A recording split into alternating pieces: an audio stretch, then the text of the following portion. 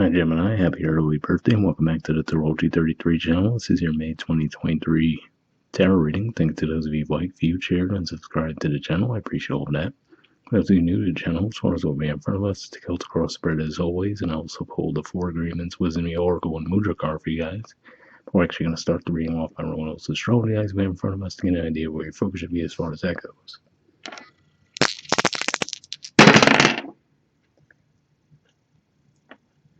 Alright, we have Scorpio, and there is actually going to be a full moon eclipse in Scorpio in May, so it makes sense to see that coming up. And for you guys, Scorpio is your 6th house of work, daily routines, and health. Alright, we have 12th house, and we're just about to have that new moon eclipse pretty much right on the cusp of Taurus, which is your 12th house, but technically 11th. And of course, we're going to be in Taurus season most of May, so that's all a lot of 12th house energy for you guys there. And generally speaking, 12th house points to spirituality, blind spots, and mental health. And then we will also have that new moon in your 12th house a little bit past the midpoint of May. And we have Uranus. So Uranus is also in your 12th house. So yeah, a lot of 12th house energy and 6th house energy for you guys this month. So we'll keep that in mind as we go through the main spread.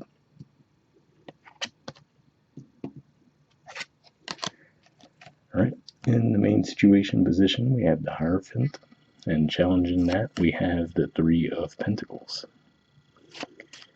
So I can see this playing out a couple different ways. So for one, we're already seeing 12th house energy here, because this is Taurus energy.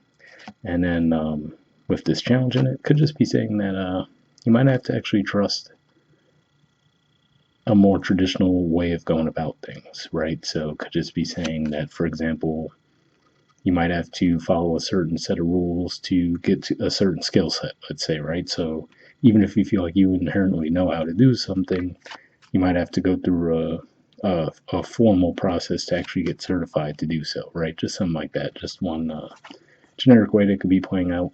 Another way could just be saying that this month you might actually be sent some kind of messages spiritually, so maybe they'll come through other people.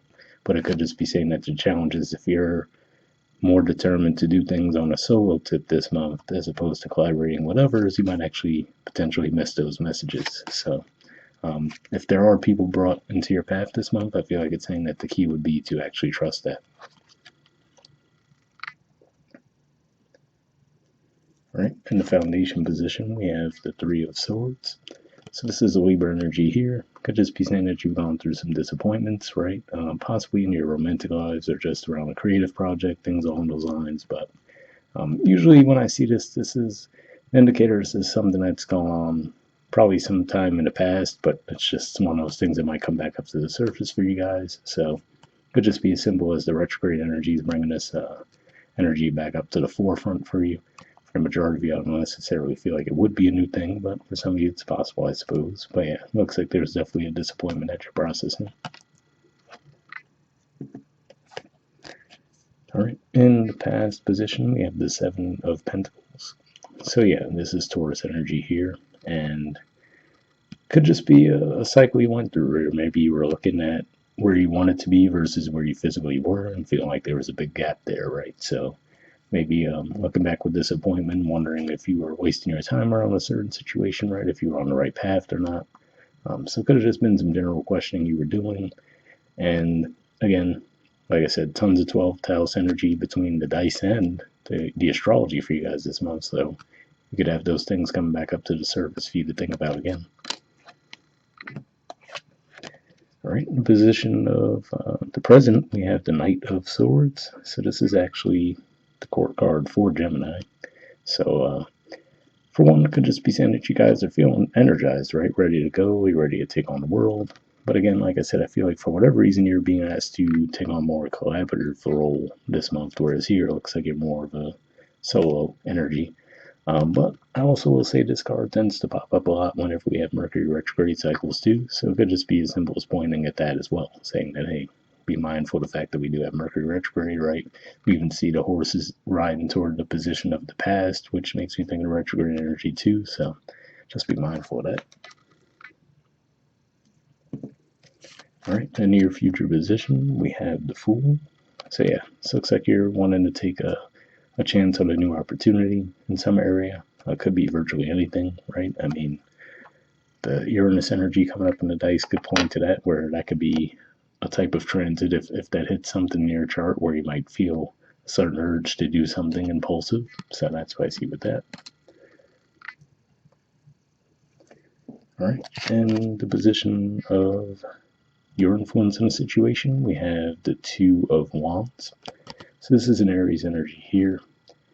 And yeah, to me, it just seems like you're in the mood to explore, right? So maybe that's part of what the challenge is too. So maybe you're being called to take care of more mundane things this month when you might want to just get out and do other things, right? So maybe you have a long task list of things you have to get completed at work, for example, when all you can think about is going on vacation, right? Things along those lines there. So maybe you have some looming deadlines coming up.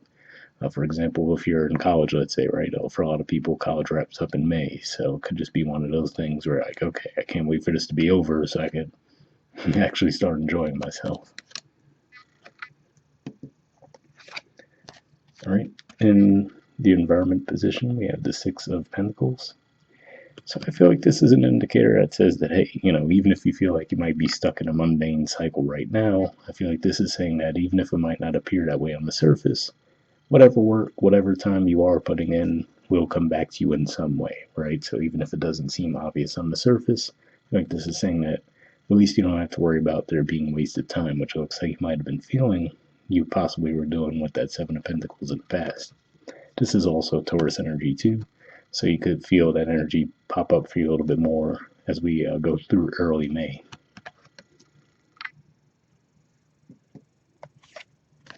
All right, in hopes or fears position, we have the Six of Wands. So I'm going to assume this is a hope for most of you because it's, generally speaking, a pretty positive card. And it could just be saying that maybe you're hoping for a little more recognition, right? To be valued and appreciated. But yeah, at the very least, this card often makes me think of when it comes around to your birthday season too, right? And you get a lot of people that maybe you haven't heard from in a while, wishing you happy birthday, right? Asking to catch up with you, things along those lines. So it'll just be saying that as we naturally gravitate toward your season, you're going to feel more of that energy anyway. All right, and in the outcome position, we have the Ace of Swords. So yeah, to me, this is an indicator that you guys might get a sudden insight around a situation. Like we said, there's plenty of astrological energies that could point to where that might come into play for you. But either way, looks like I said, especially if you feel like you are spinning your wheels around a certain situation and maybe not seeing the reason why you're being asked to, for example, like I said, if you had to follow a more traditional course to get certified before you could officially do something, even if you know you can already do it, right? Things along those lines. Looks like it's saying that you'll figure out what it's all about this month. All right. Bottom of the deck, we have the Ten of Cups. So this is Pisces energy here. Definitely points to an energy of completion, happiness. And for you guys, Pisces energy is your 10th house of career. So if this is some kind of work thing, this could be another indicator that that's going to wrap up in a positive sense for you this month too. All right, moving on to your 4 agreements card. We have be impeccable with your word and release the need to be right.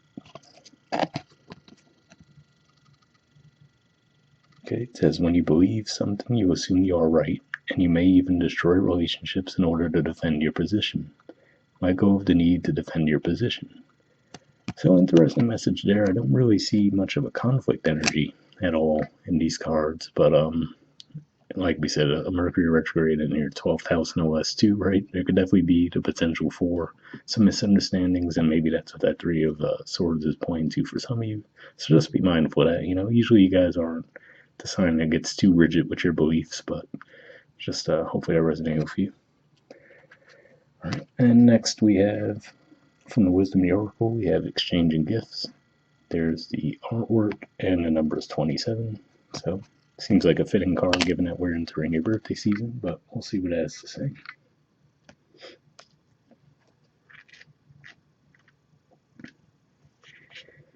Okay, central meanings says the law of giving and receiving, currency, trade-offs, weighing cost, and determining value. The oracle's message: you're entering into a productive and enriching time when all manner of opportunities are being offered to you. You have everything you need to seize them. Yet in order to honor them, you must put in the time, exchange your experience and skills, and commit heart and soul to what you're choosing to pursue. You can do it. You have what it takes to be successful if you align with the law of giving and receiving. You must engage in a dance of give and take, push and pull, doing and being. If you let fear guide your choices, you could deplete yourself or create an imbalance. This is not a time of just do, do, do. Use your currency wisely and be mindful of the value others bring to your life. Excuse me. So, hopefully that resonated with you. And then the relationship message says, love is an exchange of life force energy between two beings. It grows exponentially when it's reciprocated. You must give and receive in order for love to flourish and abundance to flow between you. Spirit wants you to start accepting all the blessings waiting for you, as well as offer the same gift in return. Open your heart and allow it to be filled. Let you love in and let it flow out of you too. Love is truly yours today. So yeah, I didn't really get much of a romantic energy from this connection, but hopefully that resonated with you. And then the prosperity message says, all your hard work and efforts, your commitment to learning, creating, and spending your time wisely, pay off in ways you may not have been anticipating. The gifts of yourself, your time, your ideas, and the energy of your intentions are being reciprocated by the universe, which is sending you signs and signals, aligning synchronistic meetings and opportunities to bring you success and more. Everything is an exchange. Keep doing what you're doing. Goodwill comes back tenfold.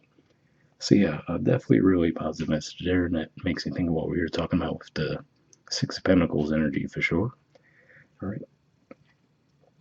And lastly, we have a mudra for you guys. So this is your mudra here. It's the Mahashirsha mudra. The keyword for it is relief. And there we go. So if you want to pause it or take a screenshot to read what it's to say, you can. But under benefits, it says relieves headaches, reduces tension in the eyes, breaks up congestion in the frontal sinuses, improves mental clarity. So if that sounds like a mudra reading would be beneficial for you guys, we'll put the name in the description video as always. Once again, happy early birthday, and I'll see you guys next month. All right, bye.